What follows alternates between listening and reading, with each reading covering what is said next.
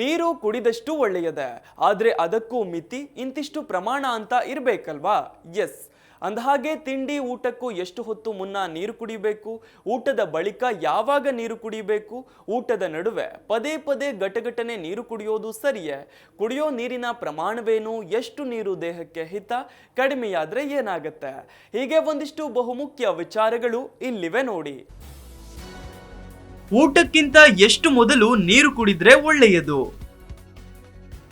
ಊಟದ ನಂತರ ಎಷ್ಟು ನೀರು, ಯಾವ್ಯಾವಾಗ ನೀರು?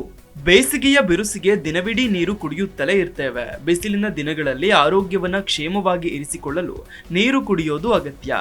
ಆದ್ರೆ ಕುಡಿಯುವ ಸಮಯ ಯಾವುದು ಅನ್ನೋದು ಕೆಲವೊಮ್ಮೆ ಮುಖ್ಯವಾಗುತ್ತೆ. ಅಂದ್ರೆ ದಿನವಿಡೀ ಗುಟುಕರಿಸುತ್ತಲೇ ಇರ್ತೇವೆ ಅನ್ನೋದು ಹೌದಾದ್ರೂ ಊಟಕ್ಕಿಂತ ಎಷ್ಟು ಮೊದಲು, ಹಾಗೆಯೇ ಊಟದ ಬಳಿಕ ಎಷ್ಟರ ನಂತರ ಕುಡಿಬಹುದು, ಊಟ ಮಾಡುವಾಗ್ಲೂ ಬಾಯಾರಿಕೆ ಅನ್ಸಿದ್ರೆ ಆಗೇನ್ ಮಾಡಬಹುದು ಅನ್ನೋ ಅನುಮಾನ ಕೆಲವರಿಗಾದ್ರೂ ಬಂದಿರಬಹುದು. ಇನ್ನೇನು ಊಟದ ಹೊತ್ತು ಎನ್ನುವಾಗ ಚೆನ್ನಾಗಿ ನೀರು ಕುಡಿದ್ರೆ ಪಚನ ಕ್ರಿಯೆಗೆ ಅಡ್ಡಿಯಾಗತ್ತೆ. ಇದರಿಂದ ಸತ್ವಗಳನ್ನ ಸರಿಯಾಗಿ ಹೀರಿಕೊಳ್ಳಲಾಗದು ದೇಹಕ್ಕೆ. ಹಾಗಾದ್ರೆ ಬೇಸಿಗೆಯಾದ್ರೂ ನೀರು ಕುಡಿಯೋ ಹೊತ್ತುಗಳನ್ನ ನಿರ್ವಹಿಸೋದು ಹೇಗೆ? ಈ ಮೂಲಕ ಜೀರ್ಣಕ್ರಿಯೆ ಹೆಚ್ಚು ಕಡಿಮೆ ಆಗದಂತೆ ಕಾಪಾಡಿಕೊಳ್ಳೋದು ಹೇಗೆ? ಆ ಕುರಿತಂತೆ ನೋಡ್ತಾ ಹೋಗೋಣ.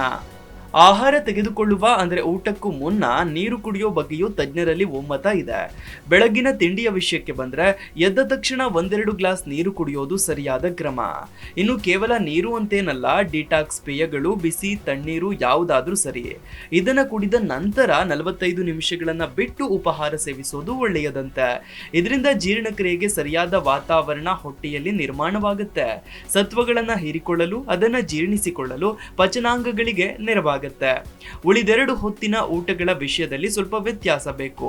30 ನಿಮಿಷಗಳ ಮೊದಲು ಬೇಕಾದಷ್ಟು ನೀರು ಕುಡಿಯೋದು ಹಲವು ರೀತಿಯಲ್ಲಿ ಒಳ್ಳೆಯದು. ಮೊದಲನೆಯದಾಗಿ, ಊಟ ಮಾಡುವ ಮುನ್ನ ನೀರು ಕುಡಿಯೋದ್ರಿಂದ ಜೀರ್ಣಕ್ರಿಯೆಗೆ ತೊಂದರೆಯಾಗುವುದು ತಪ್ಪತ್ತೆ. ಎರಡನೆಯದಾಗಿ, ಹೊಟ್ಟೆ ಅತಿಯಾಗಿ ಹಸಿದಿದ್ರೆ ಸಿಕ್ಕಾಪಟ್ಟೆ ತಿನ್ನುವಂತಾಗತ್ತೆ. ಇದೀಗ ಹೊಟ್ಟೆ ಅತಿಯಾಗಿ ಹಸಿದಂತೆಯೂ ಅನಿಸದೆ ಅಗತ್ಯಕ್ಕಿಂತ ಹೆಚ್ಚು ತಿನ್ನೋದ್ರ ಮೇಲೆ ಕಡಿವಾಣವೂ ಹಾಕಿದಂತಾಗತ್ತೆ.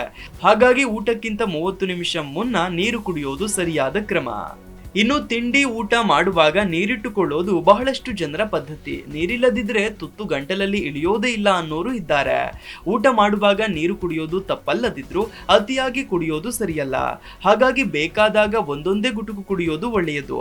ಊಟದ ನಡುವೆ ಅಲ್ಪ ಪ್ರಮಾಣದ ನೀರು ಕುಡಿಯುವುದು ಒಳ್ಳೆಯದೇ ಅಂತಾರೆ ಕೆಲವು ಪೋಷಕಾಂಶ ತಜ್ಞರು. ಇದರಿಂದ ಆಹಾರವನ್ನ ನುಚ್ಚು ನುರಿ ಮಾಡೋದಕ್ಕೆ, ಅನ್ನನಾಳಕ್ಕೆ ಸರಾಗವಾಗಿ ಕೆಳಗಿಳಿಸೋದಕ್ಕೆ ಅನುಕೂಲವಾಗುತ್ತೆ. ಈ ಮೂಲಕ ಪಚನವಾಗೋದಕ್ಕೂ ಸುಲಭವಾಗುತ್ತೆ. ಆದ್ರೆ ಲೋಟಗಟ್ಟಲೆ ಕುಡಿಯೋ ಬದಲು ಸ್ವಲ್ಪ ಕುಡಿದ್ರೆ ಒಳ್ಳೆಯದು. ಇನ್ನು ಊಟವಾದ ನಂತರ ಸಿಕ್ಕಾಪಟ್ಟೆ ನೀರು ಕುಡಿಯೋ ಅಭ್ಯಾಸವಿದ್ರೆ ಅದನ್ನ ದೂರ ಮಾಡೋದು ಕ್ಷೇಮ. ಕಾರಣ, ಆಹಾರ ಹೊಟ್ಟೆ ಸೇರಿದ ಕೂಡಲೇ ಚೊಂಬುಗಟ್ಟಲೆ ನೀರು ಕುಡಿಯೋದ್ರಿಂದ ಜೀರ್ಣಕ್ರಿಯೆ ಏರುಪೇರಾಗತ್ತೆ. ಅಜೀರ್ಣ, ಹೊಟ್ಟೆಯುಬ್ಬರದಂತಹ ತೊಂದರೆಗಳು ಕಾಣಬಹುದು. ಬದಲಿಗೆ ಆಹಾರ ಸೇವನೆಯ ನಂತರ ಅಗತ್ಯವಿರುವಷ್ಟೇ ನೀರು ಕುಡಿಯಿರಿ. ಅಲ್ಲಿಂದ 30-60 ನಿಮಿಷಗಳ ವಿರಾಮ ನೀಡಿ ಅನಂತರ ಬೇಕಾದಷ್ಟು ನೀರು ಕುಡಿಯಿರಿ. ಇದರಿಂದ ಪಚನ ಕ್ರಿಯೆ ಸುಲಲಿತವಾಗಿ ನೆರವೇರುತ್ತೆ. ಊಟದ ನಂತರ ಅತಿಯಾಗಿ ನೀರು ಕುಡಿಯೋದು ಸಲ್ಲದಿದ್ರು ನೀರನ್ನಂತೂ ಕುಡಿಯಲೇಬೇಕು. ಇದರಿಂದ ಹೊಟ್ಟೆ ಚೆನ್ನಾಗಿ ತುಂಬಿದ ಅನುಭವ ದೊರೆಯುತ್ತೆ. ಹಾಗಾಗಿ ನಡುವೆ ಚುಟುಕು ತಿನಿಸುಗಳನ್ನ ಬಾಯಾಡೋ ಬೈಕಿಗೆ ಕಡಿವಾಣ ಹಾಕೋದು ಈ ಮೂಲಕ ಸುಲಭವಾಗುತ್ತೆ. ಆದ್ರೆ ಆಹಾರದ ನಂತರ ಔಷಧ ತೆಗೆದುಕೊಳ್ಳೋದಿದ್ರೆ, ಯಾವುದಾದ್ರೂ ಆರೋಗ್ಯ ಸಮಸ್ಯೆಗಳಿದ್ರೆ ಅವರ ಅಗತ್ಯಕ್ಕೆ ತಕ್ಕಂತೆ ನೀರು ಕುಡಿಯೋದು ಸೂಕ್ತ. ದೇಹಕ್ಕೆ ಸಾಕಷ್ಟು ನೀರುಣಿಸೋದ್ರಿಂದ ಜೀರ್ಣಾಂಗಗಳಲ್ಲಿರುವ ಬ್ಯಾಕ್ಟೀರಿಯಾಗಳ ಸಮತೋಲನವನ್ನ ಕಾಪಾಡಿಕೊಳ್ಳಬಹುದು. ಇದರಿಂದ ಜೀರ್ಣಕ್ರಿಯೆ ಸರಾಗವಾಗಿ ಆಗಿ ಮಲಬದ್ಧತೆ ದೂರವಾಗಿ ದೇಹ ಮನಸ್ಸುಗಳಿಗೆ ಚೈತನ್ಯ ದೊರೆತು ಪ್ರತಿರೋಧಕ, ರೋಗ ನಿರೋಧಕ ಶಕ್ತಿ ಪ್ರಬಲವಾಗುತ್ತೆ. ಹಾಗಾಗಿ ಸಾಕಷ್ಟು ನೀರು ಕುಡಿಯಿರಿ. Desk bureau, Zee Kannada news. Zee Kannada news ಈಗ ನಿಮ್ಮ ಮನೆಯಲ್ಲೇ ನೋಡಿ. ಎಲ್ಲ ಕೇಬಲ್ಗಳಲ್ಲಿ ಈಗ ಲಭ್ಯ.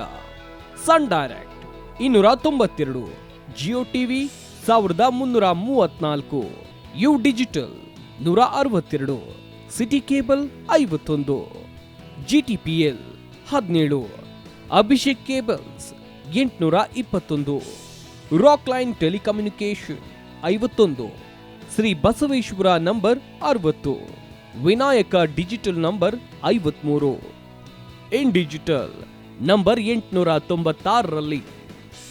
ನಿಮ್ಮಿಸ್ತದ ಜಿ ಕನ್ನಡ ನ್ಯೂಸ್ ನೋಡಿ ಆನಂದಿಸಿ.